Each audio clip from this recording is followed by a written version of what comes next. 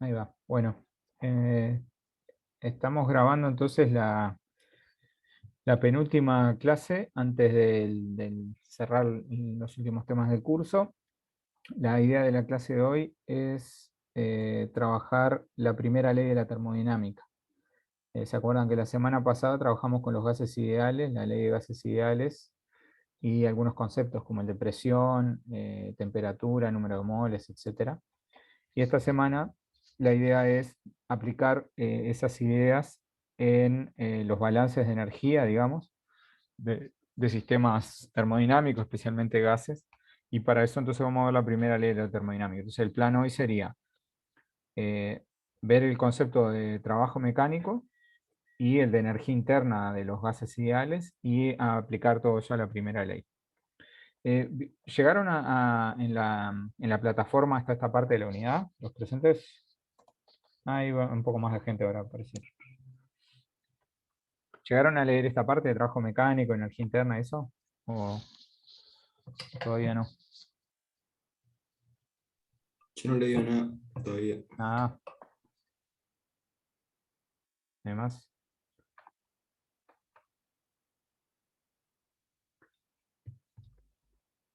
Bueno, en este caso asumo que el silencio es que no lo han bichado. Entonces mi idea sería hacer como un repaso rápido de trabajo mecánico y energía interna y poder aplicarlo a la primera ley de la termodinámica, hacer uno o dos ejercicios que calculo que es lo que nos va a dar el tiempo hoy. Del práctico 11 que está disponible en la plataforma. Por las dudas, hubieron un par de días que estuvo complicada la plataforma, que no andaba, de hecho, ayer y antes de ayer. Así que si intentaron entrar y bajar el práctico, seguramente no estaba disponible. Está recién anoche, medio que se normalizó. Pero bueno, esperemos que a partir de ahora quede todo andando bien eso. Bueno, entonces el primer tema sería introducir la noción de trabajo mecánico. ¿Tá? ¿Se acuerdan que ya vimos en unidades anteriores el concepto de trabajo?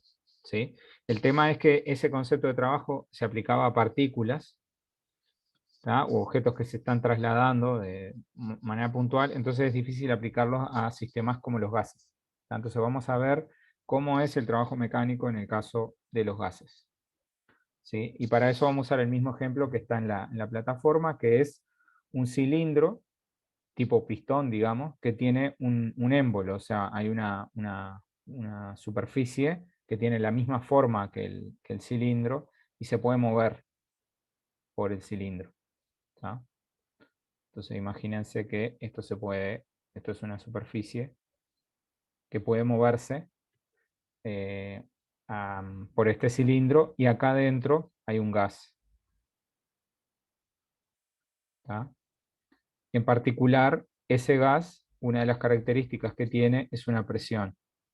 ¿Tá? P, la presión.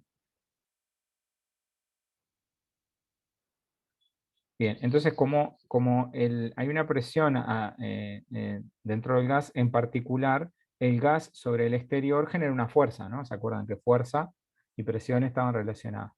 Entonces, esa fuerza es la que vamos a intentar traducirlo en términos de trabajo. ¿Tá? Entonces, lo que vamos a calcular en este caso es el trabajo hecho sobre un gas.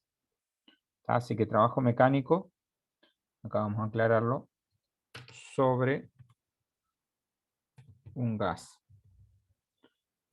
¿Tá? Y lo del sobre es importante. Van a ver que en los ejercicios siempre se dice si estamos hablando que el trabajo que hace un gas o que el que se hace sobre él. ¿Tá? Porque los dos conceptos son útiles en termodinámica y los dos se usan. O sea, no hay una convención de cuál tiene que ser.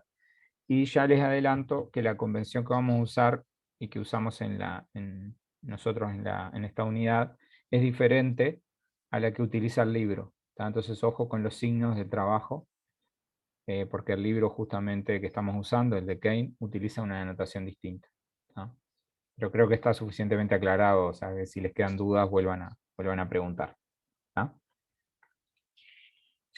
Bueno, entonces tenemos un gas y la idea es que hay un desplazamiento, como hay fuerzas, si hay un desplazamiento va a haber un trabajo mecánico. ¿tá? Y ese desplazamiento va a consistir en comprimir el gas. Es decir, vamos a hacerlo con una cosa gris.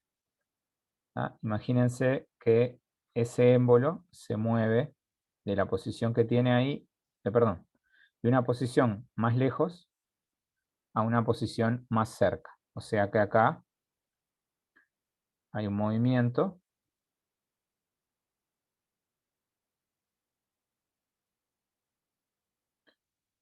del émbolo.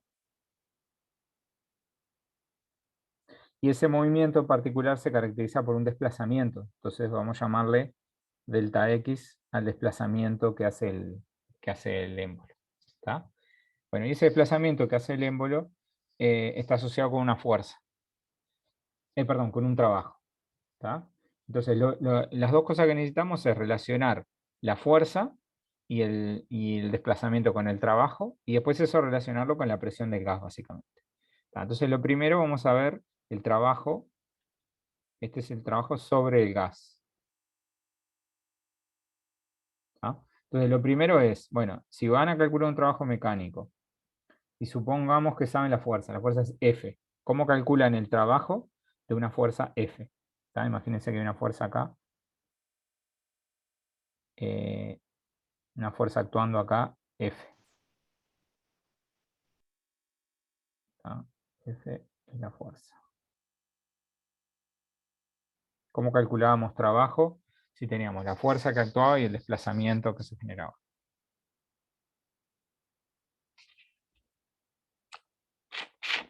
¿Se acuerdan de la La definición fuerza de... por el movimiento del émbolo. Ahí va, la fuerza, la intensidad de la fuerza por el desplazamiento. ¿Está? Acá vamos a suponer que son colineales, porque en realidad se acuerdan que la fuerza de los gases siempre son perpendiculares a la superficie. Entonces, en este cilindro que pusimos, la fuerza en la misma dirección que el desplazamiento, por eso no hay un coseno de un ángulo involucrado ahí. ¿Está? Bien, entonces ahora lo que tenemos que hacer es relacionar esta expresión con las propiedades del gas. Entonces, en el gas no hablamos en términos de fuerza, hablamos en términos de presión. ¿Está? Entonces, esta cantidad que está acá, la fuerza, tenemos que relacionarlas con la presión. ¿Está? Entonces, si conocen la fuerza en una superficie, ¿se acuerdan cómo era que calculaban la presión? Esto lo vimos la semana pasada. ¿Qué necesitan además? Si saben la fuerza, ¿cómo calculan la presión? ¿Qué dato nos está faltando?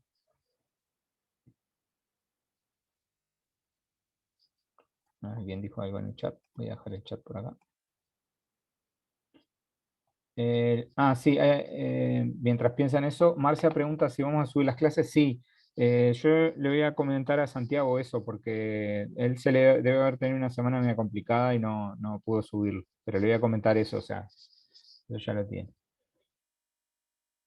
Ahí va, la fuerza es la presión multiplicada por el área. Entonces lo que precisamos es el, el área del émbolo. Es decir, esta área que está acá, le voy a poner en rojo. Esta área A tenemos que saber cuánto es. Que obviamente es la misma que había antes. Ahí va. Entonces fuerza, ¿se acuerdan que era? Perdón, presión era fuerza sobre área. Entonces la fuerza es la presión multiplicada por el área. Y eso por el delta X. El delta X es lo que se desplazó el émbolo. Bueno, entonces ahí apareció la presión. Bien. Bueno, pero ahora hay que generalizar esto. Entonces, fíjense, es el área multiplicada por delta X. ¿Qué les da si multiplican el área A por el delta X en el dibujo? Si yo les tuviera que decir, bueno, díganme qué representa A multiplicado por delta X. Está en ese cilindro. ¿Qué dirían? Y te da el espacio que hay entre la posición inicial y final del émbolo. Exacto. ¿Lo ven el resto? Como me desplacé esto, es el volumen que se forma al desplazarse el émbolo. O sea, es este volumen que está acá. ¿Está? B, bueno, vamos a llamarle delta B, es el cambio de volumen.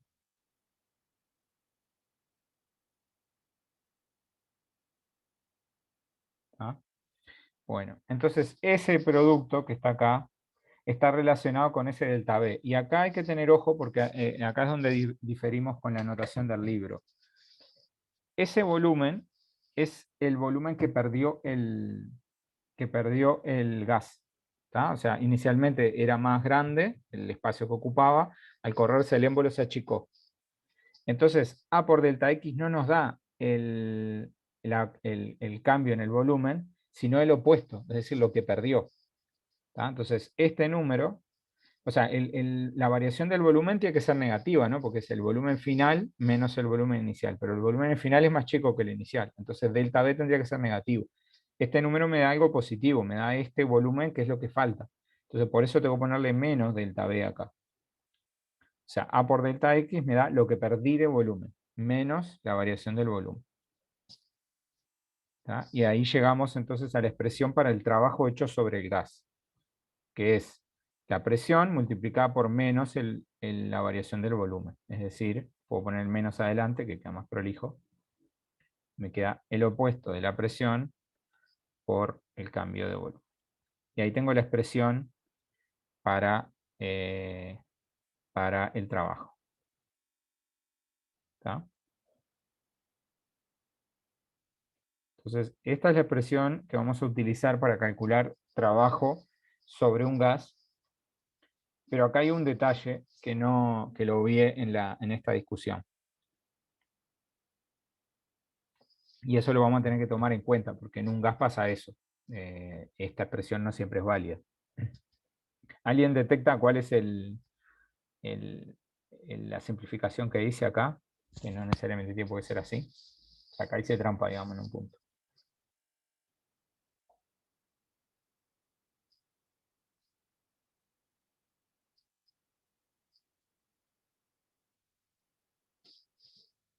O si leyeron el material, hay un detalle importante acá.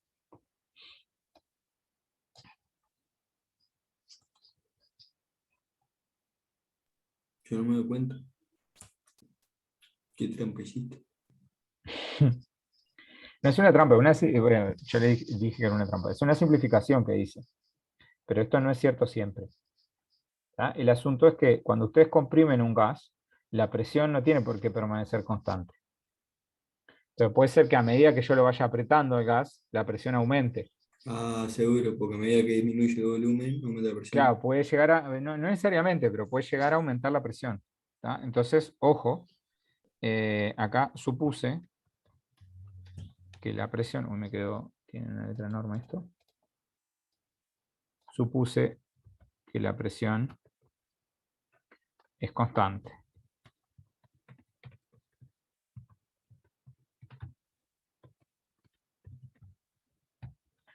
¿Tá? Entonces, esta expresión solo vale cuando la presión es constante. O sea, el trabajo mecánico sobre un gas va a ser menos P por la variación del volumen si la presión se mantiene constante. Ahora, si la presión no se mantiene constante, la estrategia es la misma que hemos usado en situaciones similares en la unidad las unidades anteriores, ¿no? En las unidades de mecánica. Entonces, si ahora supongo que la presión cambia, ¿tá? Entonces lo que se hace es, se supone que dividimos el movimiento en intervalos más pequeños, de modo que en cada uno de esos intervalos ustedes puedan suponer que la presión es constante. Y ahí utilizan esta expresión, pero para cada uno de esos intervalos. Y después tienen que sumar todo el trabajo. ¿Tá? Entonces ahora supongo que la presión cambia. Entonces divido el movimiento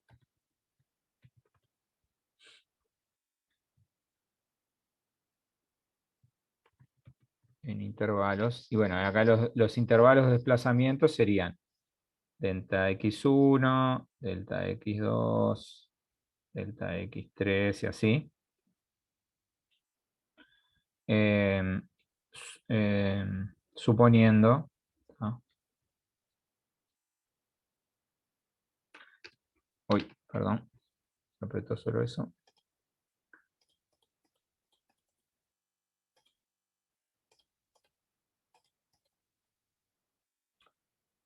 ¿Tá? Entonces divido un conjunto de intervalos, suponiendo que la presión es constante en cada uno. Es decir, vamos a tener una presión P sub 1, P sub 2, P sub 3, etc. ¿Tá? Entonces al final el trabajo total me va a dar menos P sub 1 por delta B1, menos P sub 2, delta B2, menos P sub 3, delta B3, y así. ¿Tá? Y con eso se puede generalizar, entonces, básicamente como una suma de procesos con intervalos más pequeños. Entonces, en cada uno de esos intervalos podemos suponer que la presión cambia muy poquito. Entonces, sumamos después, usamos la misma expresión, pero sumándola a lo largo de todo el proceso, entonces la presión va a ir variando, obviamente, a lo largo de cada uno de esos intervalos. ¿Tá? Entonces, esa es la idea, pero no es muy práctico calcularlo así. Entonces hay una forma gráfica de hacer este cálculo que está acá abajo. ¿Bien? ¿Hasta acá se entiende o alguien se perdió? Si se perdieron acá, comenten.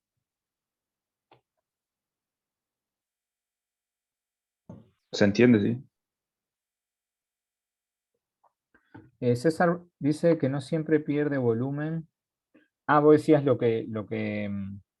hay un tema, después si quieren comento eso del trabajo cuando no se pierde volumen. Acá estamos suponiendo que hay un cambio de volumen seguro.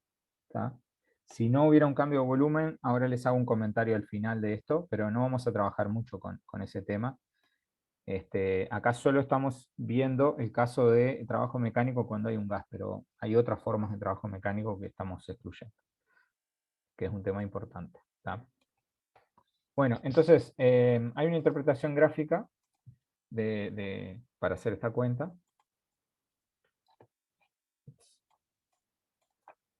Ahí. Bien.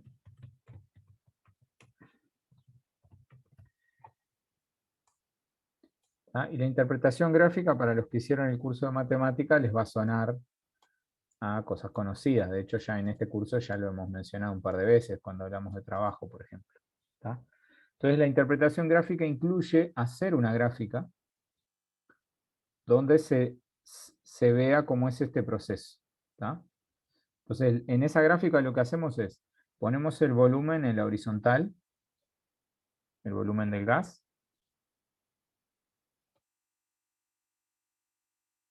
y en la vertical ponemos la presión. ¿Sí? De hecho, en la tarea que habíamos dejado en el foro, varios de ustedes hicieron gráficas de presión y volumen para un gas ideal en distintos procesos. ¿Tá? Por ejemplo, capaz que identifican una que tenía esta forma de los procesos que habíamos incluido. ¿A alguien le suena haber visto una gráfica así en las respuestas del foro? Capaz que no lo miraron todavía. Y sí, yo me imagino eso, una gráfica de presión-volumen. ¿Y qué tipo de proceso te parece que puede ser así? ¿Qué tipo de proceso? Claro, que la presión, fíjate que ahí lo que está pasando es que el volumen Claro, crece y la presión baja. ¿Cuándo claro. pasa eso, por ejemplo? En un pistón, con un cilindro, por ejemplo. Con un cilindro está. ¿Y qué está, la presión? O sea, vos decís, si el volumen baja, como es este caso, la presión aumenta. Claro, Ahí está. Si la presión baja, el volumen porque hay crece. O más sea, compresión. está. ¿Y qué se podría mantener constante, por ejemplo, en una situación como esa, para que la curva te quede así? La presión cambia, el volumen cambia.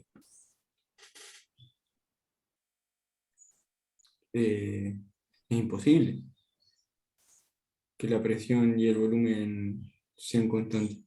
No, no, no. La presión y el volumen cambian, estoy de acuerdo. Pero ¿qué podrías mantener constante para que la presión y el volumen puedan cambiar? El área, Bueno, el área se mantiene igual, sí. Eso es una constante, pero relacionado con el gas. el número de moles no se mantiene. El número de moles sí puede ser, ¿no? Si está bien cerradito, se puede mantener constante, Ah, se puede mantener constante, sí. ¿no? Y no salga, o sea, en un pistón eso no pasa porque el pistón tiene una entrada y salida de gas, ¿no? Va Sí, obvio. cambiándose porque se hace una combustión ahí. Pero en otro tipo de pistón se puede mantener, por ejemplo, eso pasa en un tipo de sistemas que son tipo pistones que se utilizan para las puertas. ¿Vieron las puertas que tienen amortiguación? Se utilizan un Seguro. tipo de pistones que no necesariamente tienen que tener pérdida de salida de gas. Pero, por ejemplo, eso pasa si se mantiene la temperatura constante. Si la temperatura se mantiene constante, la relación entre presión y volumen es de este tipo. O sea que la presión crece cuando el volumen disminuye y viceversa. ¿Se acuerdan de la semana pasada de la ecuación del gas ideal? P por B igual N por R por T. Si N por R por T es constante, ¿no? P por B igual NRT. Si esta parte es constante, entonces presión y volumen son inversamente proporcionales. Entonces les puede dar una gráfica de este tipo. ¿Está? Bueno, entonces, ¿cómo se calcula el trabajo en una gráfica de este tipo? ¿Sí? Bueno, se hacen dos pasos. Entonces yo primero voy a borrar acá y ahora vemos cómo se hace en el primer caso. Entonces el primer caso es una situación de presión constante. Entonces imagínense que el proceso empezó acá. ¿Está? Bueno, de hecho acá, empezó acá y terminó acá. ¿Está? A la misma presión, esta es la presión P, y empezamos con un volumen y terminamos con otro volumen. ¿Sí? Y el trabajo se calcula como menos P por delta B.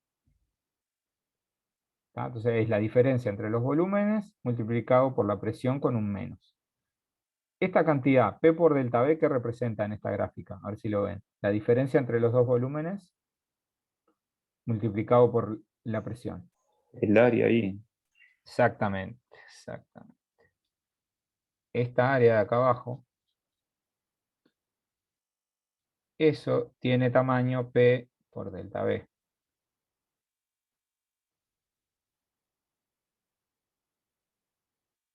¿Está? Ahí va. ¿Está? Entonces, el trabajo va a ser el opuesto de esta área. Entonces, W es menos el área bajo la curva. ¿Está? Y lo del menos es porque el área bajo la curva representa el trabajo que hace el gas. Por eso es sobre el gas el que estamos calculando. Si es sobre el gas, tenemos que calcular esa área.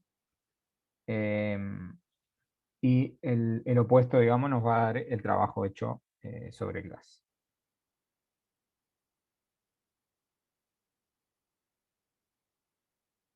Esa ¿Bien? es el área que ejerce el gas.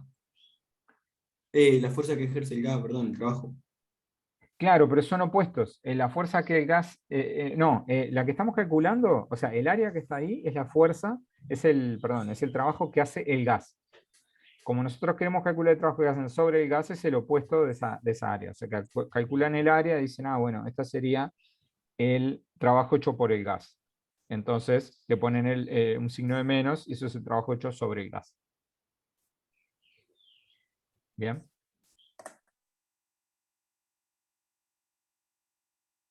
¿Está? Así que este menos es importante para saber quién es el que hace esta fuerza. O sea, este menos que está acá me dice que yo quiero calcular el trabajo que hacen sobre el gas, no el trabajo que el gas hace. El trabajo que el gas hace es el área, o sea, em, el trabajo, Entonces ahí sería la presión por delta V y no con el menos. claro, exacto. Trabajo hecho por el gas es el área bajo la curva P de B. ¿Tá? Así que hay que tener cuidado con el tema del signo, pero bueno, más allá del signo, tiene una forma gráfica de calcular el trabajo. Tienen que calcular el área bajo esa curva. ¿Tá? Desde el volumen inicial al volumen final. Y listo. Bien.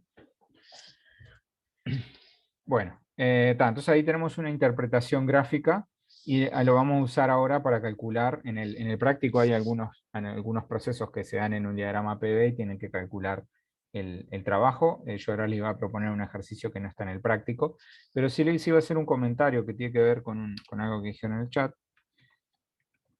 que esta no es la única forma de trabajo posible en un sistema. O sea, en el caso de los gases sí, pero en un sistema termodinámico general no es la única forma. ¿Tá? Entonces, existen otras formas de trabajo mecánico. ¿Tá? Que no consideraremos, digamos. ¿Se les ocurre trabajo que pueda hacer un sistema como este, como un gas, como un fluido, como un líquido, algo de eso, que no sea trabajo de este tipo, de cambiar el volumen de algo? ¿Algún ejemplo?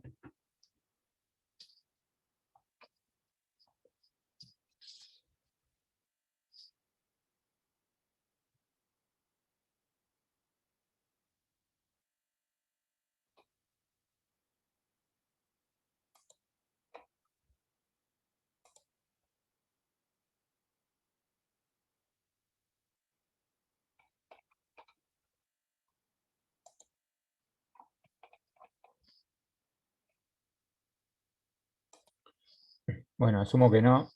Por ejemplo, una forma de trabajo, eh, una forma de trabajo típica que pueda aparecer en un sistema de estos, cuando ustedes quieren producir energía, es trabajo eléctrico.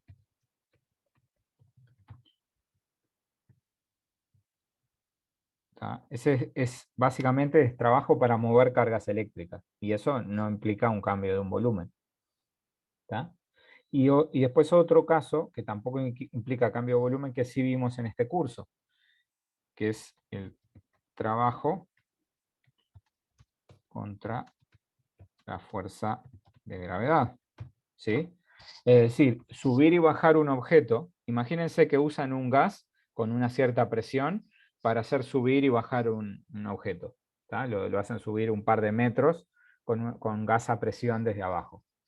Ese trabajo no necesariamente es trabajo de deformación del gas. Ahí hay trabajo para subir el objeto. Y el gas no tiene por qué ocupar mayor volumen, ¿no? Simplemente con desplazar un gas hacia arriba, que mantenga su volumen y va subiendo un objeto pesado, ahí hay un trabajo mecánico. Y ese trabajo mecánico no necesariamente implica que el gas se deforme, o sea, que cambie su volumen. Puede ser simplemente un trabajo hecho para subir contra la fuerza de gravedad. Y ese tipo de trabajo no está tomado en cuenta en la expresión P por delta V.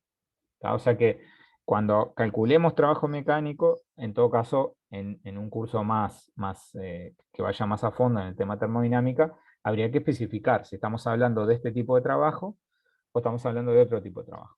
Pero en este curso no vamos a ahondar en eso, o sea que cuando hablemos de trabajo, perfectamente pueden estar pensando en trabajo que sea de esta forma, ¿tá? Trabajo de deformación del volumen, cambiar el volumen de un gas.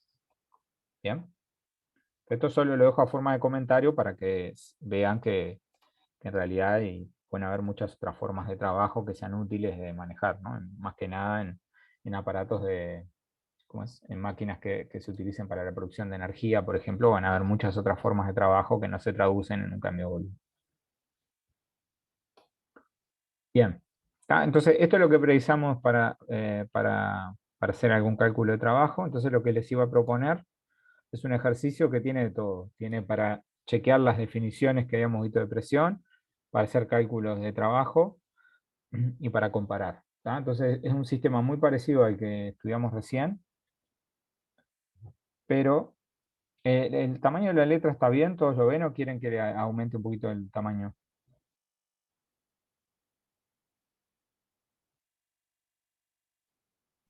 Se ve bien, sí, se ve. ¿Sí? Está. Si alguien precisa mayor tamaño me avisa. Entonces imagínense un sistema como el que pensamos recién, pero ahora le vamos a prestar atención al tema de la masa del émbolo. Entonces hay un émbolo está, a propósito yo puse el sistema vertical acá, ¿está? Y entonces hay un émbolo que tiene una masa importante. O sea, en el otro ejemplo que vimos no le habíamos dado bolilla a este tema de la masa del émbolo y además estaba horizontal, entonces no importaba mucho. Pero acá vamos a suponer que hay un émbolo de 10 kilogramos, una cosa pesada, una tapa de metal muy densa, porque es chiquita, pero tiene 10 kilogramos, ¿sabes? Como para que haya una cosa exagerada. Y acá adentro hay aire. Bien.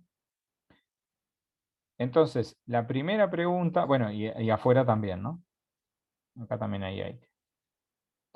Y suponemos que no están en contacto, o sea que el aire de adentro está realmente aislado del exterior. ¿Está? Esto está aislado. Entonces, la primera pregunta es cuál es la relación entre la presión de afuera y la presión de adentro. ¿Bien? Bueno, lo primero es la presión de afuera, ¿cuánto vale? ¿Una atmósfera? Ahí va. Llamémosle P sub 0 esa para que tenga tener una referencia. Es una atmósfera. ¿Se acuerdan en pascales cómo era esto? Para calcular en pascales. O más o menos, si se acuerdan. Así. Hay una definición exacta, pero podemos usar un número aproximado, si se acuerdan, más o menos. 1013, ¿no es? Ahí va. Estos son 1013. ¿Qué? 1013 sí, pero... no sé. Hectopascales. Ahí va. O sea que podemos poner HPA, que es hectopascales. Si lo quieren poner en pascales directamente, son 101.300, ¿no? O sea, 1 por 10 a la 5 pascales. ¿Tá? Son del orden de 100.000 pascales, para tener una idea. ¿Bien?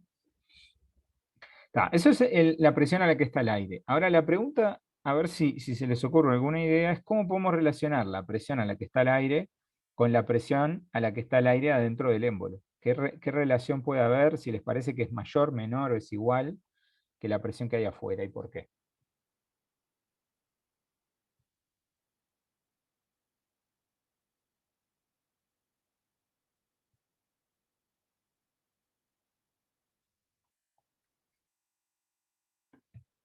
¿Tá? Hay que tener en cuenta que está ese émbolo ahí. Por eso le puse una masa de 10 kilogramos para que se vea bien exagerado.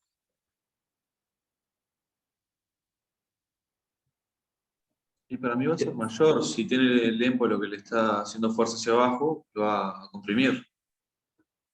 Ahí va, bueno, lo de la fuerza hacia abajo del émbolo. ¿Cómo es la historia entonces? ¿Qué es esa fuerza hacia abajo? Ahí tenemos que ponerlo. Estoy de acuerdo que va por ahí la mano. Y que la presión es fuerza por área, ¿no?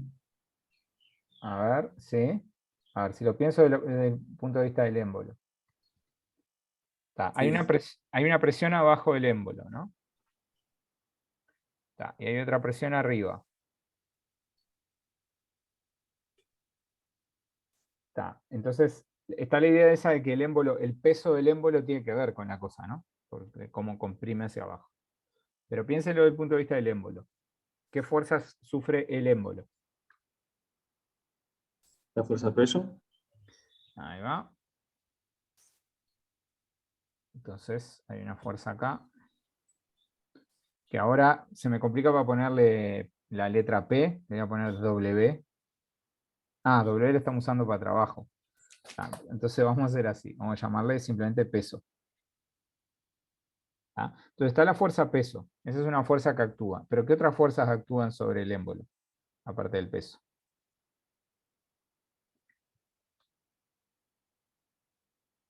La fuerza que el gas hace hacia arriba. Ahí va. Llamémosle F.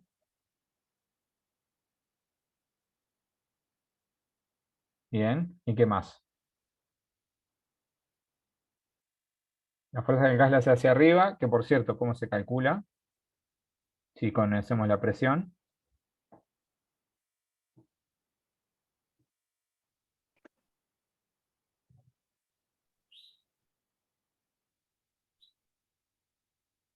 Presión por área. Ahí va, la presión multiplicada por el área. Vamos a poner el área en verde, por ejemplo. Capaz que para diferencial del peso voy a usar el verde para la presión exterior. Así sabemos que lo que hace la atmósfera de arriba es P0. Vamos a ponerle acá P0. Y esto lo ponemos todo en verde. Ahí va. Entonces, esto es la presión multiplicado por el área. Acá hay una cierta área A. ¿Tá? Bueno, entonces está el peso. Que el peso, ¿se acuerdan? Que simplemente era la masa multiplicada por G. Después tenemos la fuerza que hace el gas que está abajo, ¿no? Que es presión por área. ¿Y qué me está faltando? Importante. La fuerza que ejerce la presión de afuera. Ahí va, la fuerza que hace la atmósfera hacia abajo. Entonces hay una última fuerza que es hacia abajo. F2, llamémosla a esta. O F0, así lo relacionamos con P0. ¿Y cómo calculamos esto? Esa fuerza, el módulo de esa fuerza. Presión por área también. Ahí va, pero ahora ojo, porque es la presión de afuera, ¿no? Sí, voy. ¿Está? Entonces, recapitulando, tenemos, esta es la fuerza del gas aislado, ¿no? Fuerza del gas aislado. Después tenemos, esta es la fuerza de la atmósfera. Y bueno, y después tenemos la fuerza que hace la Tierra, ¿no? Que es el peso. ¿Está?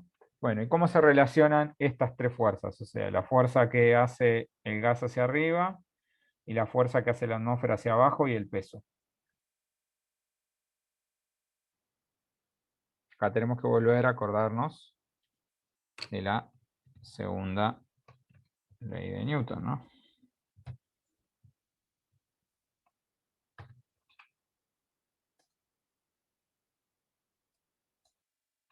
O sea, si en la letra te dice que se mueve hacia arriba, la fuerza que hace el gas que está adentro tiene que ser mayor que la suma de las otras dos, ¿no?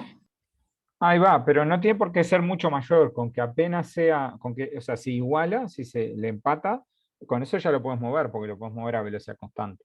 Si querés acelerarlo hacia arriba, sí, tenés que tener una fuerza mayor, pero por lo menos tiene que ser justo igualita, ¿no? Y como Ahí va. no sabemos el movimiento, podemos suponer que es despacito, ¿no? Lo va moviendo despacito. Entonces, efectivamente tienen que igualarse, ¿no? Entonces tenemos que la fuerza exterior, perdón, la fuerza que hace el gas hacia arriba tiene que ser igual a la que hace la atmósfera hacia abajo, sumada con el peso. ¿Tá? Entonces ahí tenemos la relación entre la presión interior y la presión exterior. Fíjense que esta es presión por área. Esta otra es también esta presión por el área. Y después tenemos que sumarle la masa por G.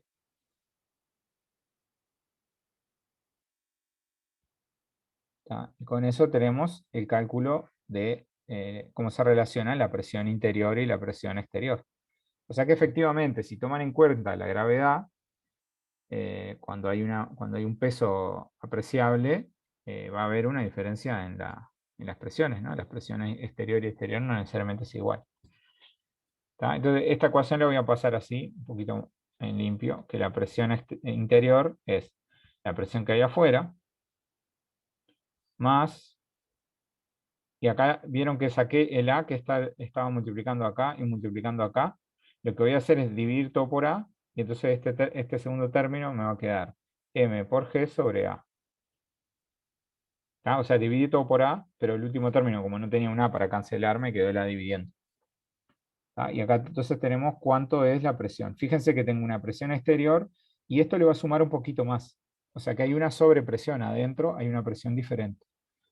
Y acá podemos calcular esa cantidad. O sea, la presión va a ser una atmósfera, que es, bueno, 1,013 por 10 a las 5 pascales.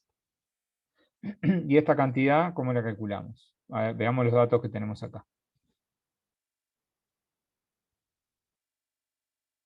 A ver, la masa del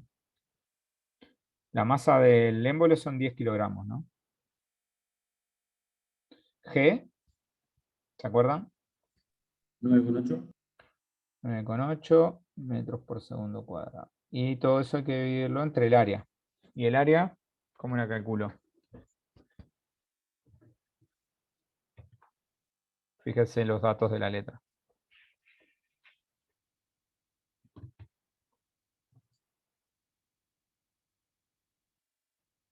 ¿No te queda 5 centímetros al cuadrado por pi?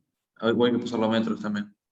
Ahí va, hay que pasarlo a metros, pero efectivamente es el área de un círculo, ¿no?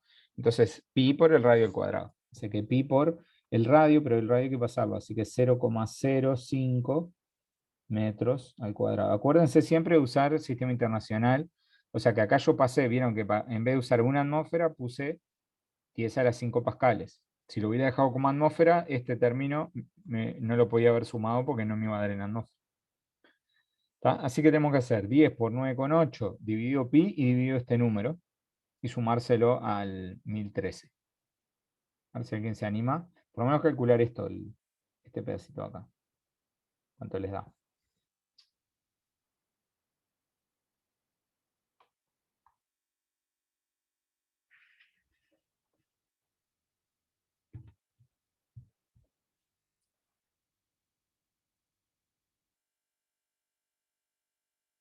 Dejo el chat por si alguien tira ahí el dato.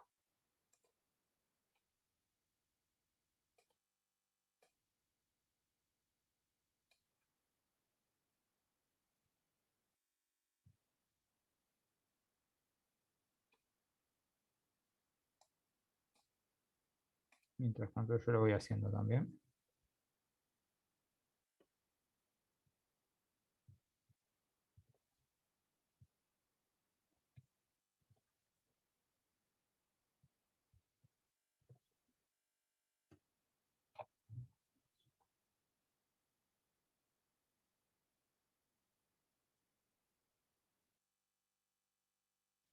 ¿Cuánto te dio? 3.900.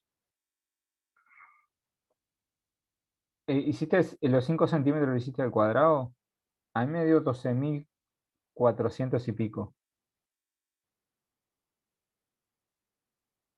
A ver, Ramón, fíjate por las dudas. Lo hago ahora de vuelta. Probar de vuelta. Es 10 por 9,8. Después tenés que dividir entre pi. Ojo con los paréntesis, ¿no? Cuando pones dividido, tenés que dividir entre pi y también dividir entre 0,05 al cuadrado.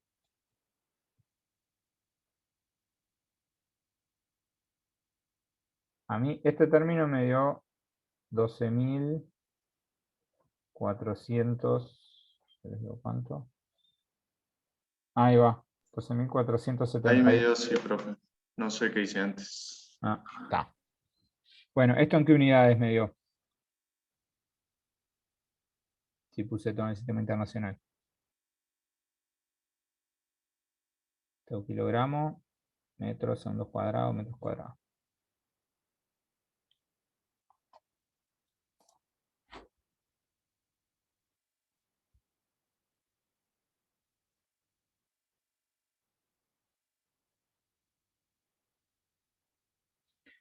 ¿En qué dicen que está esto?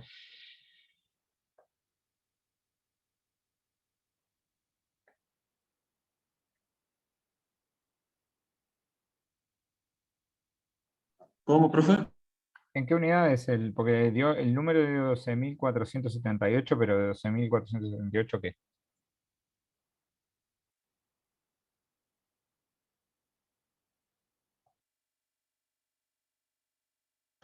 ¿Metros por segundo, puede ser? No. Metros por segundo sería una velocidad, ¿no?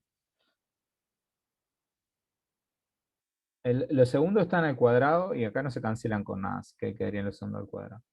Los kilogramos tampoco se cancelan.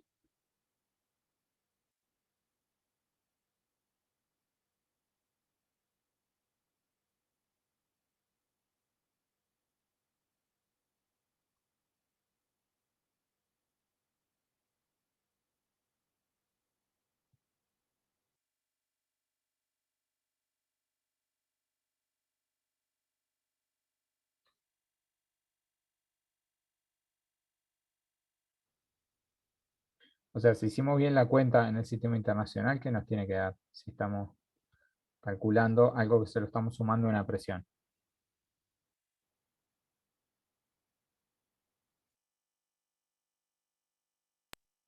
En pascales. Ahí va.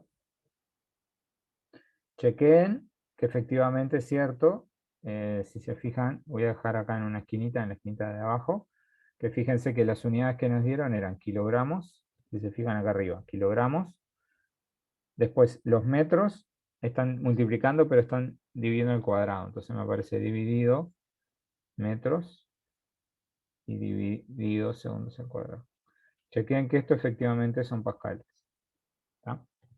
Bueno, entonces ahí tenemos básicamente 1 por 10 a la 5 pascales, o sea, 100.000 más 12.000. Así que esto me va a quedar 1 con 1, 3, 8. Así que aproximadamente 1 con 14. No, 1 con... Sí, 1 con 14 por 10 a la 5 pascales. Bien.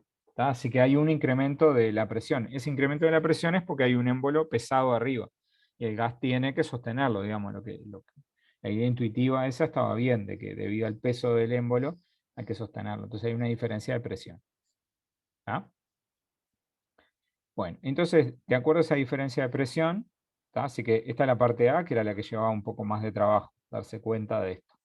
Ahora, una vez que sabemos que tenemos esa diferencia de presión, primero, ¿cuál es el trabajo hecho sobre el aire del interior? ¿Tá? Acá dicen, un cilindro vertical lleno de aire tiene un émbolo de 10 kilogramos.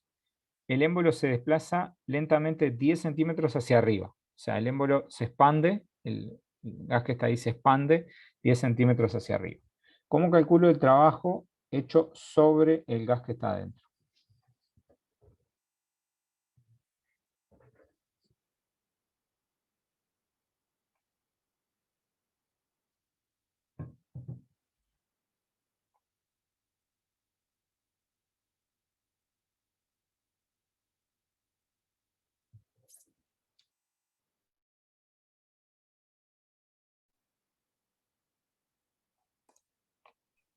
Menos P por delta V. Ahí va. Como es el trabajo hecho sobre, ¿tá? Es el trabajo hecho sobre el aire, que en el interior, entonces pongo menos la presión, que la calculamos recién,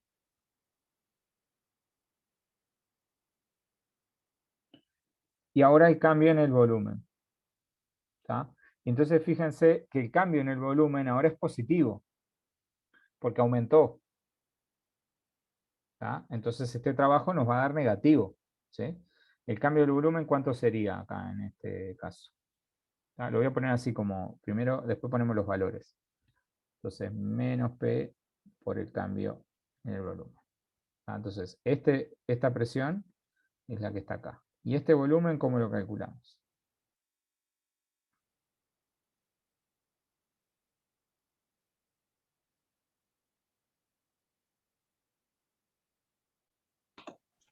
Y habría que calcular el volumen de un cilindro de 5, El área por 0,10.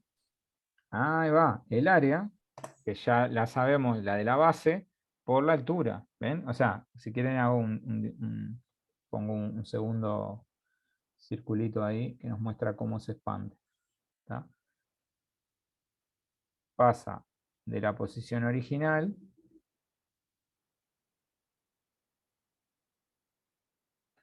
a una posición final con una diferencia de 10 centímetros. Entonces el área de la base, que ya la calculamos antes, pi por 0,05 metros elevado al cuadrado, y acá lo que tengo que saber es cuánto cambió la altura. Y como decías tú recién, la altura es 0,10 metros. O sea, este es el cambio de altura. Y con eso tenemos el cambio del volumen, ¿no? O sea que si esto era el delta B, acá tenemos el área de la base multiplicada por lo que cambió la altura. Y con eso nos da el cambio del volumen. ¿Tá? Y bueno, ahí tenemos entonces el cálculo del trabajo hecho por el gas. ¿Tá? ¿Alguien que se anime a hacer ese cálculo ahí?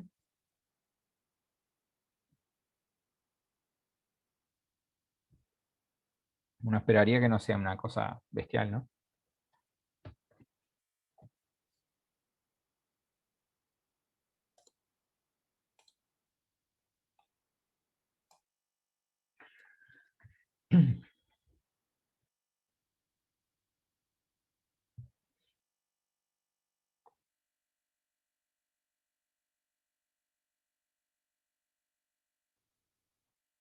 $89,5 dice Sara que le dio.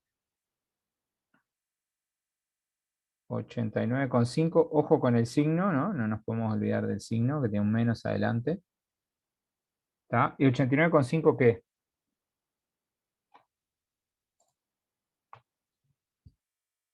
Ahora estamos calculando un trabajo, ¿no?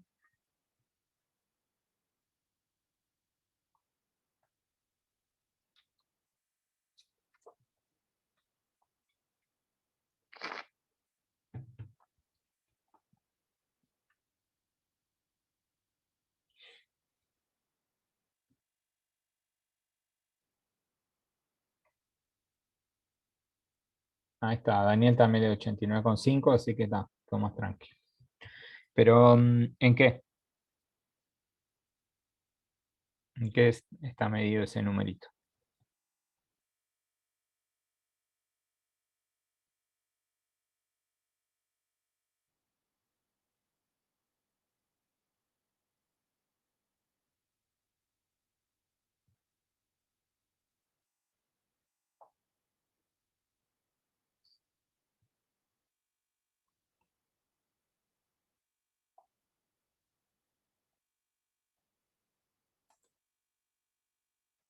¿No? ¿No se acuerdan de la unidad de trabajo en el sistema internacional? Joule. Exacto, es la misma que la de la energía. Fíjense que la cantidad que aparece acá, que son pascales por metro cúbico, les tiene que dar joule. Así que chequeen, agrego otro chequeo acá si quieren hacerlo. Sirve para repasar los conceptos. Es que se agarran pascales y los multiplican por metros al cubo, eso les va a dar joules. Les va a dar unidades de trabajo. Entonces ahí tienen el trabajo. Y este menos significa que nadie hizo trabajo sobre el gas que está adentro, sino que fue el gas que está adentro que hizo trabajo sobre el ambiente. ¿Bien? ¿Hasta acá estamos todos o hay dudas sobre esto, sobre esta idea?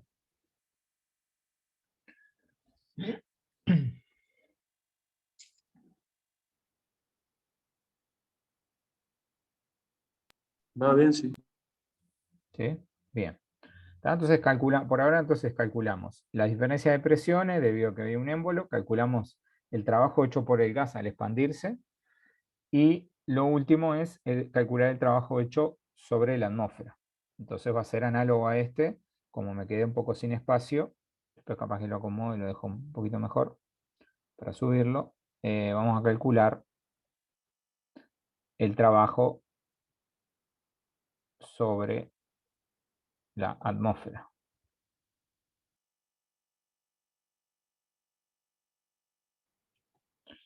Vamos a ver el trabajo hecho sobre la atmósfera. Entonces la idea es básicamente la misma, pero hay que tener cuidado con estas cantidades, ¿no? Entonces va a ser básicamente menos la presión por la variación del volumen. Entonces menos la presión, ¿qué presión tenemos que usar en este caso? Si estamos hablando de trabajo hecho sobre la atmósfera, como un sistema, como un gas, digamos.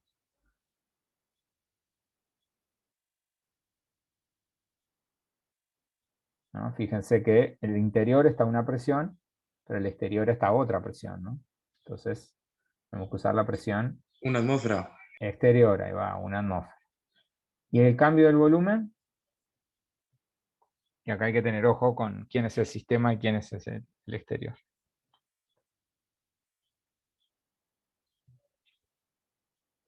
O sea que hasta acá estoy de acuerdo que esto va a ser 1,013 por 10 a la 5 pascales. ¿Cuál es el cambio de volumen que tengo que tomar en cuenta?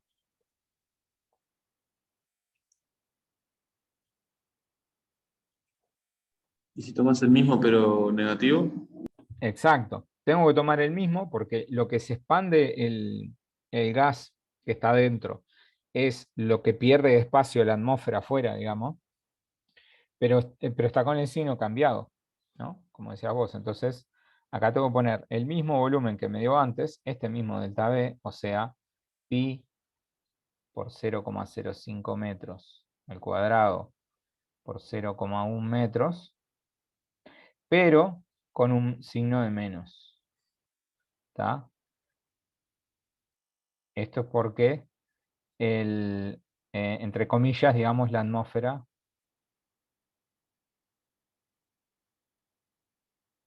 pierde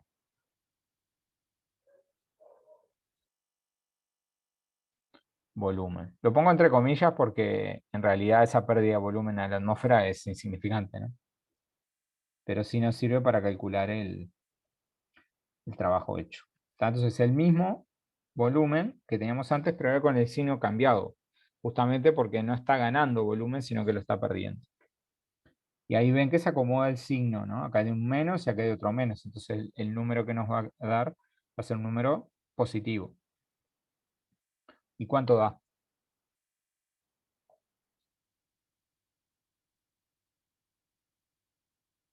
89,3. 89,3 joules. Así que dio casi igual que el otro, pero con una diferencia. Y la pregunta entonces que me queda es, ¿a qué se debe? Uy, se me cojeringó todo. Pero, profe, a mí me había dado menos 89,3 también, así que capaz que es un tema de aproximación. No, porque te olvidaste de otro signo. Hay un menos afuera y otro menos acá. Ah, ¿te había dado 89,3 este? Sí.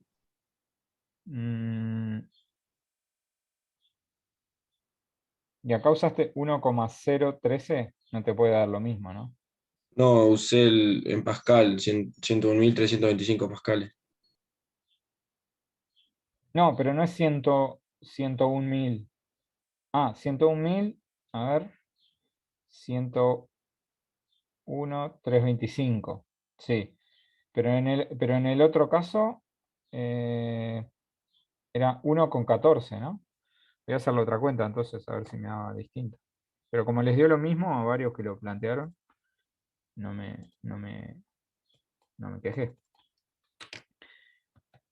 1,14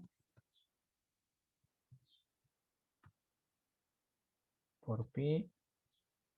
79,5 dicen algunos acá. 79,6. Está, entonces me voy a quedar con ese valor. Ahí va. Me voy a quedar con el 79.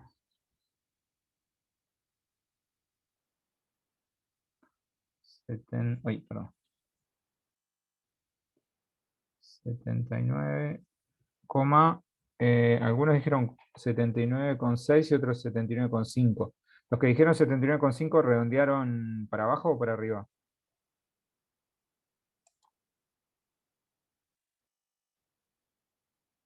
La mayoría es el 79,5, me lo quedo ahí, pero capaz que hay que tener en cuenta el redondeo. Pasa que es 79,56, entonces capaz que por eso. Ahí sí. Entonces 79,6. Pues estamos dejando 3 cifras. ¿Está? Así que ven que hay una diferencia de casi 10 joules, ¿no? 79,5, 89,5. ¿Está? ¿A qué se debe la diferencia de 10 joules? ¿Qué les parece? Porque hay una diferencia entre el trabajo que hace el gas que está adentro y el trabajo que recibe la atmósfera que está afuera. ¿Y por qué el desplazamiento? Claro, pero el desplazamiento es el mismo, ¿no? Visto desde afuera o desde adentro, son 10 centímetros. Uno que gana volumen y otro que lo pierde.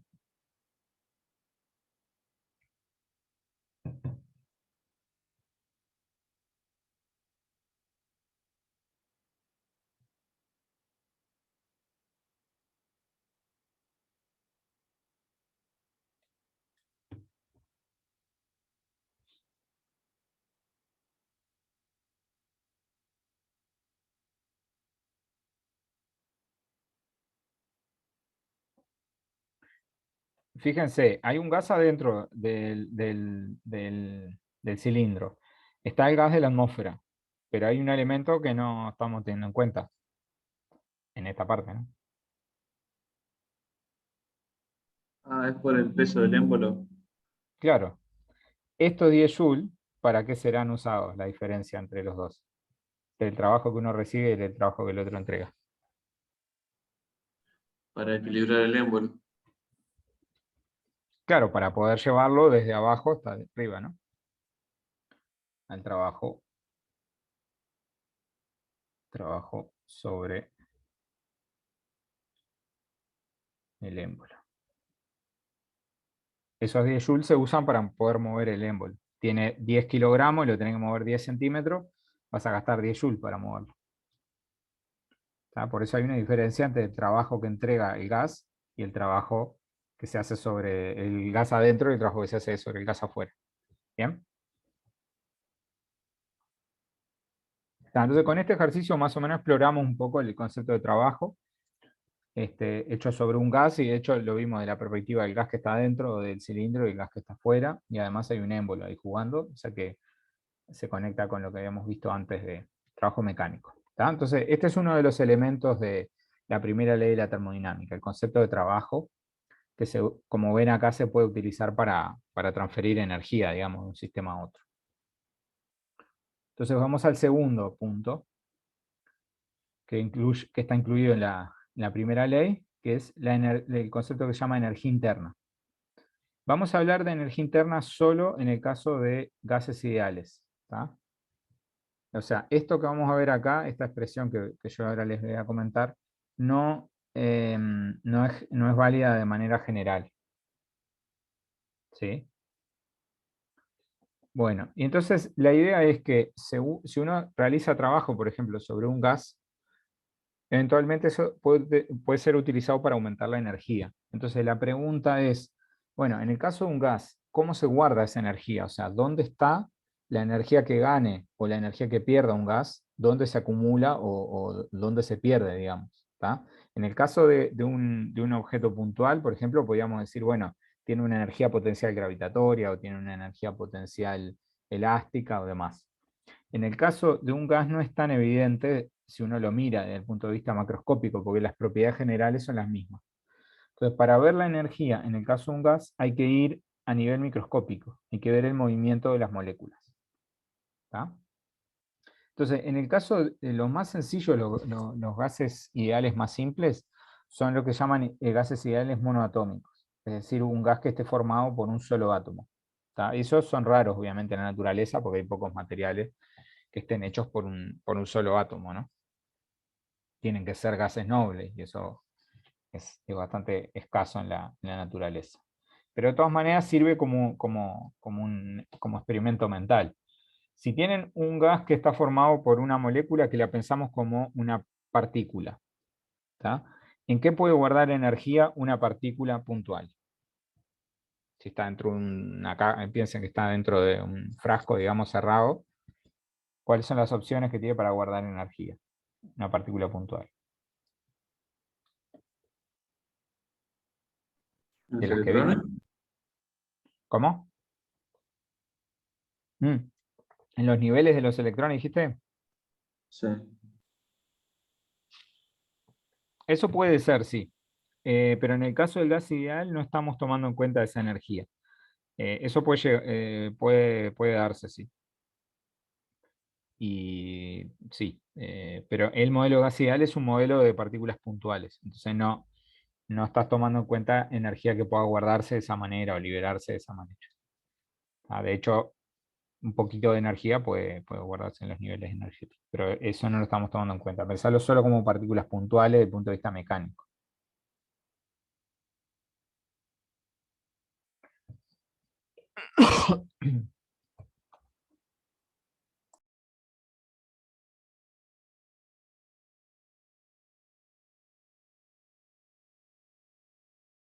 De hecho, la primera forma que vimos de energía, cuando vimos el apartado de energía mecánica, la primera forma que aparecía de energía.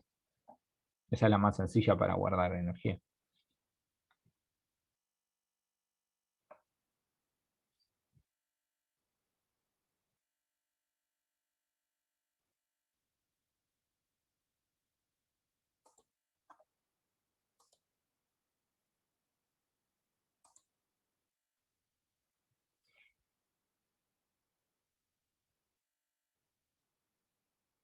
Capaz que es muy evidente y no lo piensan como una opción, pero si tienen un objeto puntual que se puede mover, la forma más sencilla de guardar energía es moviéndose.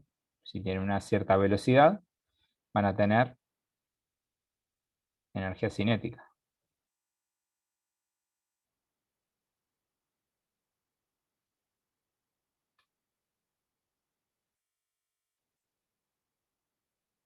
¿Está?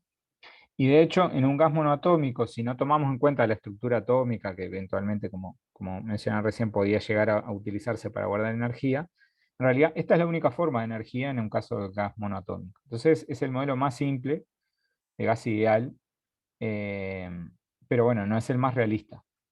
¿Tá? Lo que sí hay mucho en la naturaleza son, por ejemplo, gases diatómicos, es decir, dos moléculas que forman dos átomos que forman la molécula de un gas. ¿Tá? Por ejemplo, no sé, en el oxígeno, que es una molécula diatómica, y pueden tener oxígeno puro, que sería dos moléculas iguales unidas por un enlace. Bueno, desde el punto de vista mecánico, obviamente este sistema se puede mover, ¿no? Entonces puede guardar energía cinética de traslación, ¿no? ¿De qué otras formas de energía puede tener un sistema que piénsenlo como una masa distribuida, digamos, dos masas unidas por una cierta distancia que se pueden mover libremente? ¿Qué otras formas de energía tiene? Aparte de la energía cinética de traslación.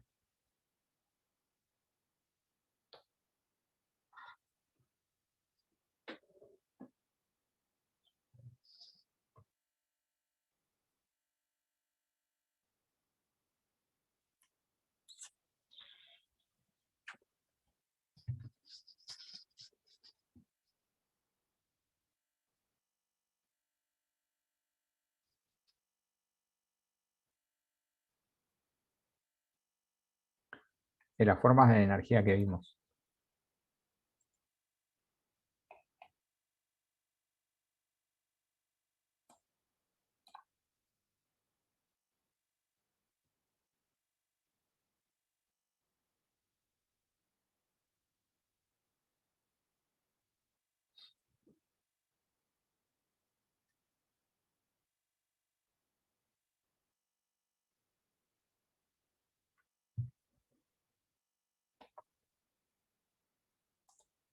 ¿No? ¿Nadie?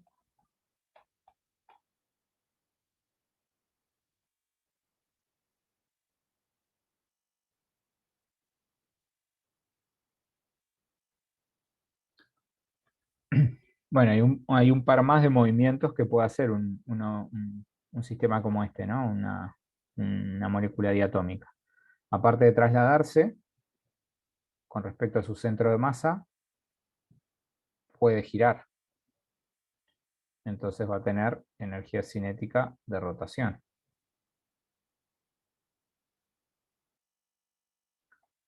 Y aparte, esta es otra cosa que también pasa en las moléculas diatómicas. Aparte, las moléculas entre sí no están, o sea, los enlaces no son cosas rígidas que mantengan la estructura de la molécula como si fuera un cuerpo rígido. Las moléculas también pueden vibrar, entonces pueden acercarse o alejarse los átomos que conforman la molécula. ¿tá? Entonces, esta distancia puede cambiar. Pueden, vamos a ponerle dos flechitas como que se pueden alejar y también se pueden acercar. Entonces también tienen vibración.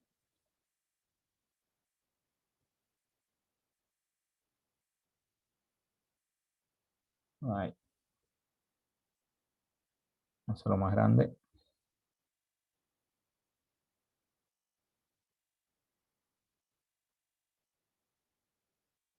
¿Tá? Y esto, bueno, tiene tanto energía cinética y energía potencial elástica. La energía potencial asociada a una vibración. Bien. Entonces, todos ese tipo de movimientos que posibles para las moléculas de un gas, en todos ese tipo de movimientos se puede guardar energía. Y en el modelo de gas ideal son las únicas formas de guardar energía, porque se acuerdan que parte de este modelo la idea era que las moléculas rara vez chocan entre sí, básicamente no se ven, es como están libres y cada tanto se chocan contra las paredes. Entonces no tienen interacción entre ellas, o sea que no hay otras formas de energía las que puedan acumular. Entonces solo son estas. Y este tipo de formas de energía tiene una particularidad en un gas. Entonces todas estas formas de energía son proporcionales, en promedio obviamente, a la temperatura. ¿Ah? Y eso es una propiedad que sí tienen los gases, ¿no? En otros materiales la energía no siempre depende tan sencillamente de la temperatura. Entonces, esta es una interpretación que tiene la temperatura, por lo menos a nivel de los gases, ¿no? Para otras sustancias capaz que hay que hacer algo más detallado. Pero básicamente la temperatura nos da una indicación de cuánta energía tienen las moléculas. A mayor temperatura, más se mueven las moléculas, menor temperatura, menos se mueven las moléculas. Eso es una idea así con los dedos que en general se aplica a cualquier sistema. Pero en el caso de los gases, son las únicas formas de energía posibles, es el movimiento de las moléculas. Entonces, en el caso de los gases ideales, ¿no? Entonces, hay una relación exacta entre la cantidad de energía que tienen y la temperatura. Entonces, en este caso, la energía interna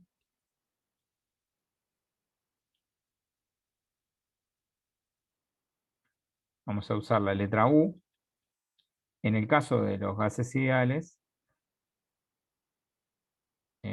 la energía interna es una constante multiplicado por la temperatura. Y acá sí es importante, acá llegamos a un punto donde sí es muy importante cuando utilizan esta fórmula, es que la temperatura tiene que ser absoluta. ¿Está? ¿Sí? Y acá no valen otras temperaturas, acá no lo pueden poner en Celsius. ¿Por qué? Porque cuando la temperatura sea cero, y por lo tanto la energía interna sea cero, solo puede estar en el cero absoluto. ¿Tá? Y eso es una interpretación, una forma de pensar el cero absoluto, como que es donde la energía llega al menor valor posible. ¿Tá? Entonces, observación.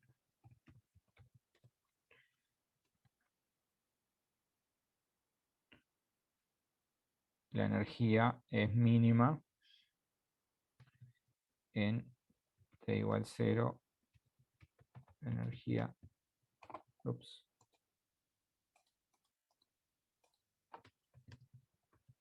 es la mínima posible. O sea, del cero absoluto no hay nada, digamos, no hay bajada de energía con respecto al cero absoluto. Es traslación. De todas estas formas de energía, es la energía del movimiento de las moléculas, que puede ser de traslación, puede ser energía potencial elástica, o puede ser energía de vibración. O sea, son todas están relacionadas con el movimiento de las moléculas. ¿Ah? Profe, ¿y cómo has dicho lo de la temperatura de cero absoluta? Eso es porque es en 0 grados Kelvin, ¿no? Claro, pero eso ahí está, Kelvin o alguna otra escala absoluta. Hay alguna, en otros sistemas de unidades hay otras escalas absolutas, pero en la de Celsius no vale. O sea, ustedes no pueden decir que la energía interna es una constante multiplicada por la temperatura en Celsius. ¿Por qué? Porque cuando lleguen al cero no es que tienen la energía a cero. ¿Tá? Entonces la energía es proporcional a la temperatura en esta escala. Y en el cero llegamos al mínimo valor posible. En T igual a 0 llegamos a U igual a 0. Ahí va, ahí va. Buenas. ¿Tá? Y a partir de ahí, digamos, la imagen con los gases sería que si ustedes empiezan a bajarle la temperatura a un gas, lo que va a pasar es que las moléculas cada vez se mueven menos. E idealmente, si siguen bajando la temperatura, menos se mueven las moléculas. Y cuando estén a una temperatura muy cercana al cero absoluto, el movimiento de las moléculas es muy pequeño. Y por eso es muy difícil llegar a esas temperaturas. De hecho, no se puede llegar en un laboratorio a temperaturas tan cerca del cero. O sea, ya llegar a pocos Kelvin es muy caro, digamos, el instrumental que tienen que hacer para que las moléculas se muevan tan poquitito es muy caro. Hay pocos laboratorios en el mundo que llegan a temperaturas cercanas al cero Kelvin. ¿Está? Bueno, entonces, en el caso de los gases es sencillo entender la energía interna relacionada con la temperatura. Básicamente, la temperatura es una medida de la energía interna que tienen los gases. ¿Tá? Entonces es una forma muy sencilla. En otros sistemas es más complicada la relación entre la temperatura y la energía. ¿Tá? Pero justo en el caso de los gases ideales es muy sencillo. ¿Tá? Entonces, por ejemplo, les propuse, para ver si se entiende el concepto, un cálculo muy sencillo. Imagínense que tenemos vapor de agua que es calentado de 100 a 150 grados Celsius. Y la pregunta es, cuando agarro vapor de agua y lo paso de 100 a 150 grados Celsius, ¿cuánta energía interna ganó? ¿Tá? O sea, en relación a la energía final, ¿no? O sea, ¿cuánto aumenta en proporción, ¿no? Si quieren lo pongo así, le agrego acá, en proporción.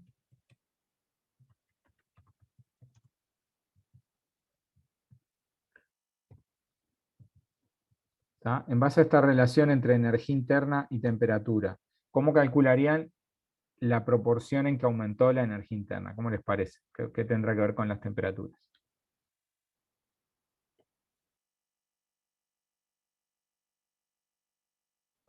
Que la temperatura aumentó un 50%. ¿Se refleja directamente en la energía interna? Ahí va, se refleja directamente. Esa parte está bien, lo que no está bien es lo que dijiste al principio. Dijiste, la temperatura aumenta un 50%. ¿Eso en qué escala lo dijiste? 100 grados. Claro. Ah, pero en Celsius. En Celsius, ahí está. La trampa del ejercicio es esa. Entonces, la temperatura inicial son 100 grados Celsius, pero 100 grados Celsius, ¿cuántos Kelvin son? 373. Ahí va, 373. Si le ponemos con 15, si no le ponemos nada, Kelvin. Y la temperatura final es 150, que son 50 más, ¿no? O sea, 423 Kelvin. Por lo tanto, la proporción en que aumenta la temperatura es esta que está acá. Entonces, T final sobre T inicial me da 423 sobre 373, ¿no? Esto, hagamos la cuenta ahí, ¿cuánto va?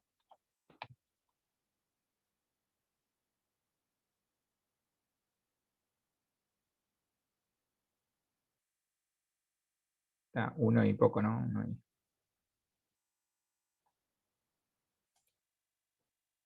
1,13 me dio. Ahí va. ¿Tá? Entonces 1,13. Entonces de acá sacamos, por esta ecuación que está acá, vamos a ponerle ecuación 1 si quieren. Entonces, por la ecuación 1, la energía interna final sobre la energía interna inicial también va a valer lo mismo. O sea que el crecimiento en la energía interna es proporcional al crecimiento de la temperatura. Eso está bien, pero ojo que es en Kelvin. ¿Tá? Entonces el aumento en la energía es un aumento 13%, pero eso es porque lo estamos viendo en Kelvin. No es del 50% como acá que parece. ¿Tá? Entonces hay que tener ojo con eso. ¿Bien? Pero la idea básica es eso, que la temperatura y la energía interna son casi que cosas intercambiables cuando hablamos de un gas ideal. ¿Tá? Porque hay una relación de proporcionalidad. ¿Bien? ¿Se entiende el concepto? ¿Nos quedamos con eso? ¿O alguien tiene alguna duda? Pregunten y volvemos a explicar lo que sea. O sea que para calcular ahí energía interna, haciendo eso que hicimos con la temperatura, de dividir ahí las temperaturas, ya estaría, digamos. Sí, pero ahí no estoy calculando la energía interna, estoy calculando cómo cambia. Si quisiera calcularla, precisaría este número que está acá, esta C. ¿Tá? Y bueno, después si quieren, capaz que son 4:30, no nos va a dar para verlo hoy, pero capaz que le voy a decir a Santiago que lo retome la clase que viene en ese punto, porque esta cantidad que está acá le puse C y no es casualidad que le puse C. ¿Se acuerdan de una cantidad que se llamaba C y que vimos hace no mucho? Pocas semanas. O ya borraron todo lo de hace un par de semanas.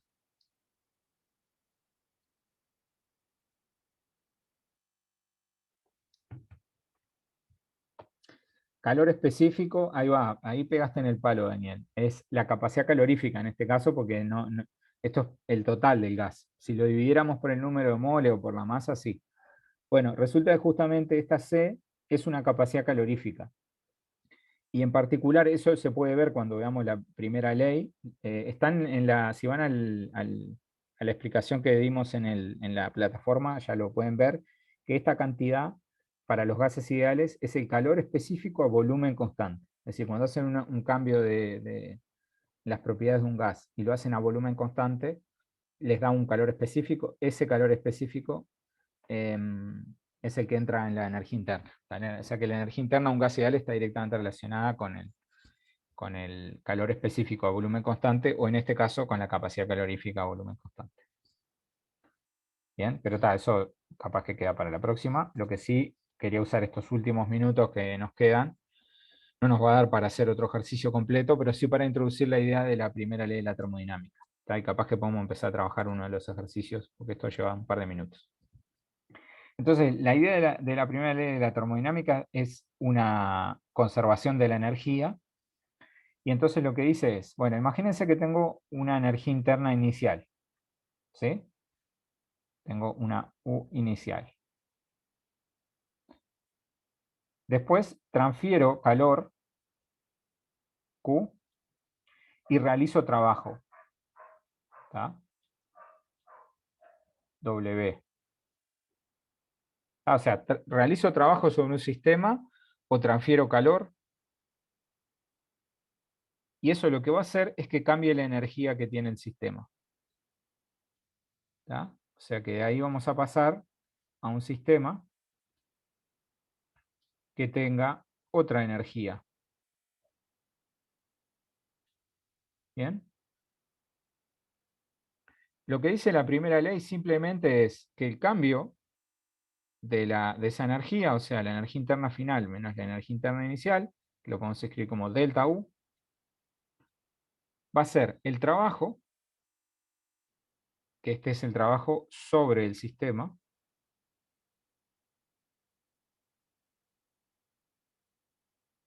más el calor entregado. ¿Tá? Y entonces esto lo que nos permite es tener una idea de una interpretación termodinámica de qué es el calor. Bueno, el calor es lo que hace que cambie la energía interna si sacamos el trabajo. ¿Tá? Y eso es más o menos la definición que vimos en su momento. O sea, ¿a qué le llamamos calor? A cualquier cosa que hace que cambie la energía interna de un sistema, pero sacando el trabajo. O sea, uno puede hacer trabajo sobre un sistema y cambiar su energía, y lo que no sea hacerle trabajo al sistema y cambia su energía es el calor. Entonces la convección, la conducción, la radiación, todo eso se llaman calor, porque son formas de transferir energía a un sistema que no son trabajo, no se hace trabajo sobre el sistema, pero sin embargo se cambia la energía interna. ¿Tá? Y es una expresión de conservación de la energía, o sea, calor y trabajo lo que hacen es hacer ingresar energía a un sistema. Y entonces obtengo una energía interna mayor. ¿Tá? Y eso es simplemente lo que dice la primera ley de la termodinámica. ¿tá? Es una conservación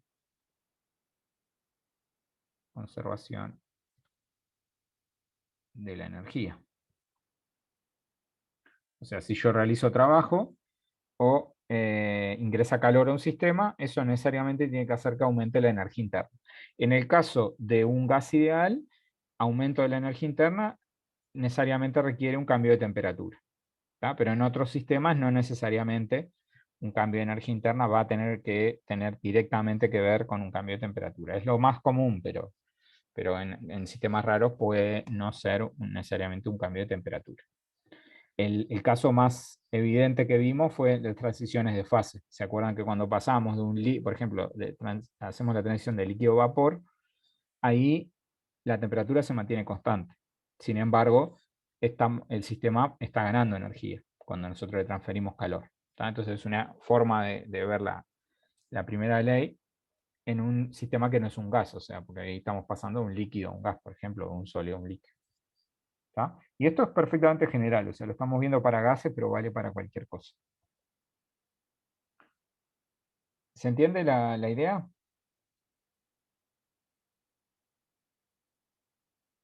¿Se entiende, sí? Bien, y entonces voy a poner esta observación, que es importante, observación. En el libro va a aparecer la W con un menos acá, ¿tá? Entonces, el signo de W es porque consideramos el trabajo sobre el sistema, ¿tá? Si hubiéramos considerado el trabajo que hace el sistema, como es el caso del libro que estamos siguiendo, entonces ahí aparecería un menos. Entonces, es el trabajo sobre el sistema. ¿Tá? Si se fijan, la expresión de la primera ley de la termodinámica en el libro tiene Q menos W. Y esa menos es porque estamos calculando el trabajo que hace el sistema hacia afuera. Entonces en la conservación de la energía lo tenemos que poner como negativo, porque es algo que sale, no que entra al sistema. ¿Tá? Lo que entra básicamente es esto, y esto es lo que provoca un aumento en la energía interna. O en caso de que Q sea negativo o W sea negativo, una salida de energía del sistema. ¿Bien? Bueno, y entonces esto, que parece muy sencillo, nos permite, como nos pasó con mecánica, en la parte de mecánica con la conservación de la energía, resolver problemas que a priori parecen complicados, ¿tá? Entonces vamos a dedicarle unos minutos nomás, lo que nos queda, a trabajar un problema, y después en todo caso yo le pido a Santiago que lo termine la próxima y después que agarre para el lado que quiera. Por lo menos uno de los ejercicios del práctico, ¿tá? Lo voy a agrandar. Este es un ejercicio del libro de Keynes también, la mayoría lo sacamos de ahí. Les leo la letra, dice, queremos hallar un cambio de energía interna en un sistema, ¿sí? O sea, cuánta energía ganó. Y lo que sabemos es que absorbió 2 kJ y que produjo hacia afuera 500 joules de trabajo, ¿tá? Entonces, esto es un balance de energía, que es muy sencillo a la luz de la primera ley. Entonces, si yo quiero saber cuánto varió la energía interna del sistema, ¿qué necesito saber? Bueno, ¿cuánto calor entró? ¿No? Entonces, absorbió 2 kJ de calor, por lo tanto su energía debido a ese calor creció 2 kJ. ¿No? Pero además de ese calor que ingresó al sistema, produjo 500 joules de trabajo, es decir, hizo trabajo hacia afuera. Entonces, ese trabajo hizo que contribuyó, digamos, a que su energía interna bajara. Entonces, si bien ganó 2 kJ de calor, realizó 500 joules de trabajo. Por lo tanto, ¿el balance cuál es? ¿Cómo cambió la energía interna?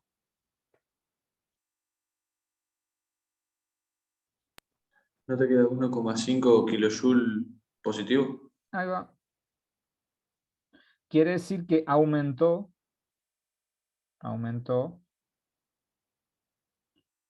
su energía interna.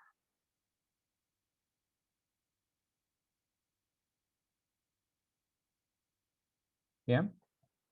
Bueno, en esta otra situación, por ejemplo, tenemos un... Una pregunta.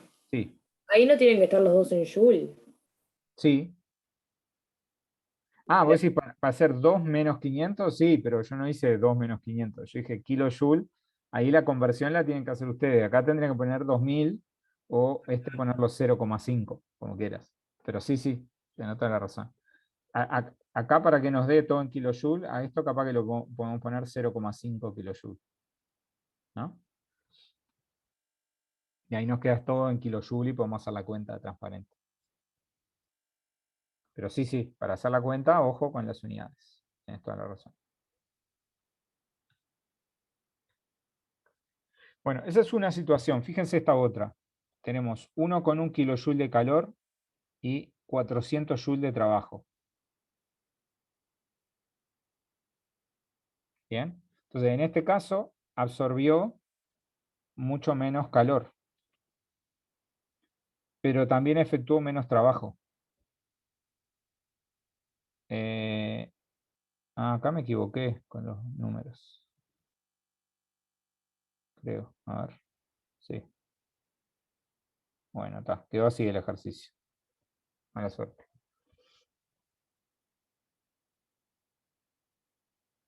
Pero ahí el trabajo no es distinto, dice que se hace sobre él. Y en el anterior era que él lo hacía, Ahí ¿no? va, tenés razón. Muy bien. Y acá efectúa trabajo sobre él. Perfecto. Por eso estaba bien el ejercicio. Trabajo sobre él. Mirá, yo me estaba comiendo la pastilla ahí. Así que es trabajo sobre, entonces va en el signo correcto de nuestra ecuación. ¿Tá? Si el trabajo es positivo cuando es sobre el sistema.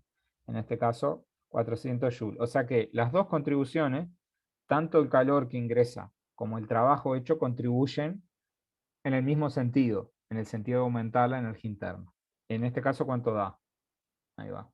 Gracias por el comentario, porque estaba pensando mal. Esto lo pueden poner de vuelta como 0,4 kilojoules. ¿No? 1,1 y 0,4 de vuelta, 1,5 kilojoules. O sea que el estado inicial y final del sistema en los dos procesos es el mismo. O sea, a ese sistema, supongamos que es un gas, como nos dicen en la parte C, le pasaron cosas distintas. En una ingresaron 2 kilojoules de calor e hizo trabajo, en la otra le ingresó calor y hicieron trabajo sobre él. En ambas situaciones, las dos cantidades son distintas, pero el balance energético es el mismo. Hay un aumento de energía interna de 1,5 kilojoules. Bien. Bueno, y después esto, ahora sí, claro, en este ejercicio teníamos que haber visto lo del calor específico, que les decía, pero para hacer esta parte necesitan relacionar la energía interna con la temperatura con esta fórmula. Y el punto es que es esto. ¿Tá? Después en la clase que viene yo le pido a Santiago que lo comente a esto, pero por ahora simplemente se los tiro, que esta cantidad C es la capacidad calorífica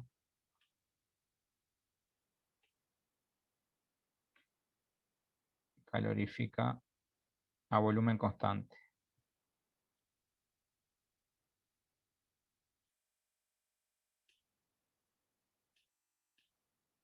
¿Tá?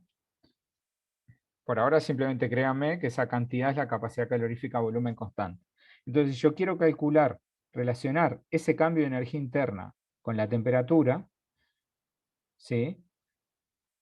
Entonces la variación de la energía interna va a ser la capacidad calorífica a volumen constante por el cambio en la temperatura. Entonces van a ser proporcionales, el cambio en la energía interna y el cambio en la temperatura. Lo que necesito es saber cuál es la capacidad calorífica a volumen constante del nitrógeno. ¿Tá? Y nos dicen que tenemos 10 moles. ¿Tá? Entonces, para eso necesitamos calcular C sub B para 10 moles de nitrógeno. Entonces, C sub B van a ser 10 moles. Y después necesitamos el calor específico del nitrógeno en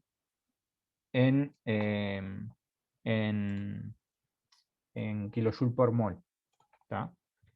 Calor del nitrógeno Me olvidé de buscarlo. En el caso del nitrógeno es 1,04. Ah, no, eso es C sub P, perdón. Dame un segundito y ya liquidamos con esto. Nitrógeno. Eso hay que saberlo, ¿no? De alguna tabla. O sea, este tipo de datos se los tenemos que dar de alguna manera.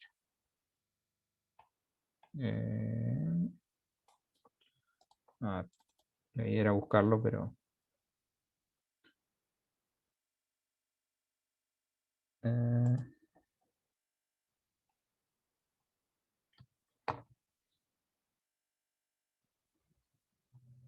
perdón, es justo ese dato, no lo tenía a mano.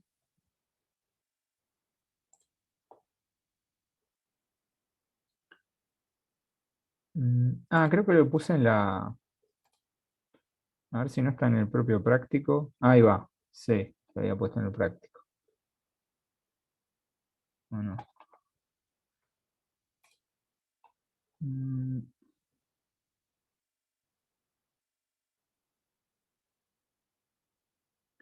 Sí, pero no puse el valor del calor específico. Bueno, está. Ahí tengo 7,2 Kelvin. Entonces, esto es el C sub B, que este es el calor específico. Calor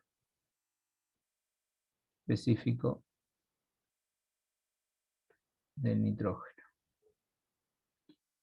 Justo no busqué el valor del calor específico del nitrógeno a volumen constante, pero fíjense que, o sea, la idea, búsquenlo en tablas y comprueben que efectivamente les tiene que dar esto. Pero la idea es que si hay un cambio en la energía interna de un gas ideal, es porque hubo un cambio en la temperatura. Entonces, ese cambio en la temperatura va a ser el cambio que haya habido en la energía interna dividido la capacidad calorífica. En este caso son 10 moles por el C sub B, que es el calor específico a volumen constante del nitrógeno. ¿Tá? Y con eso daba 7,2 Kelvin de diferencia de temperatura. Pero busquen, nos falta este dato, que ahora no me lo voy a poner a buscar porque ya llegamos al final de la hora de la clase. ¿Tá? Pero bueno, búsquenlo porque eso está en internet, lo pueden buscar o en tablas. El calor específico del nitrógeno a volumen constante. ¿Tá? Y entonces con eso tenemos más o menos un balance de energía y una relación de eso con el trabajo y el calor que ingresa o sale de un sistema. ¿Tá? Entonces el jueves que viene, la idea sería trabajar algún ejercicio más de la primera ley y después hacer una introducción de la segunda ley de la termodinámica, que no vamos a tener muchos ejercicios de ese tema, pero de todas maneras está bueno verlo en este contexto, y con eso cerraríamos entonces los temas del curso. Bueno, Profe, el delta U ahí sería 1,5 o se suman los dos. no,